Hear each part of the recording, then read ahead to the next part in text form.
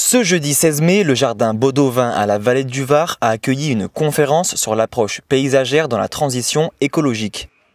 C'est donc à l'occasion du printemps 2024 du Conseil d'architecture, d'urbanisme et de l'environnement du Var que Jean-Pierre Thibault, président du collectif Paysages d'après-pétrole, a animé cette conférence.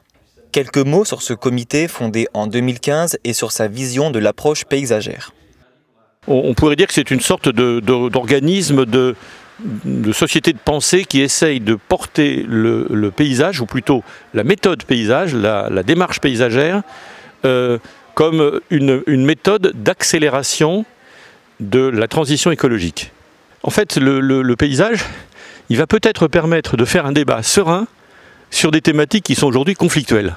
Donc c'est un effet apaisant, c'est-à-dire qu'on regarde autour de soi, chacun a une appréciation sur le lieu qui l'entoure, et ces appréciations mises bout à bout peuvent faire un projet.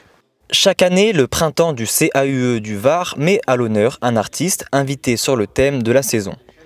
Cette année, le thème s'intitule « Des paysages pour demain » et c'est le collectif Paysages de l'après-pétrole qui est exposé au centre-ville de Toulon. Cette année, on a voulu un thème sur l'énergie. Et donc l'exposition des paysages pour demain, donc c'est toutes les initiatives, c'est une série d'initiatives, une quinzaine d'initiatives, de projets réalisés. C'est pas de la prospective, c'est des projets réalisés en France.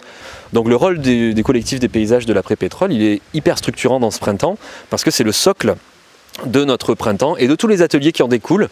Pour le groupe dont M. Thibault est le président, il est donc essentiel de mettre le paysage au cœur de l'aménagement du territoire, dans le contexte d'un changement nécessaire de notre modèle actuel de développement. La valeur sensible d'un territoire, la beauté d'un lieu, c'est ça qui fait marcher. C'est ça qui fait adhérer. C'est pas de... Bon, bien sûr, on se dit les générations futures, notre devoir vis-à-vis des petits-enfants, tout ça. Mais si on peut se faire plaisir aujourd'hui, en venant ici par exemple, quand même, et qu'il n'y ait pas simplement ce jardin, mais qu'il y ait partout des petites choses inspirées par ce jardin. Des petits aménagements très, très modestes quelquefois, voire des petits jardins privés.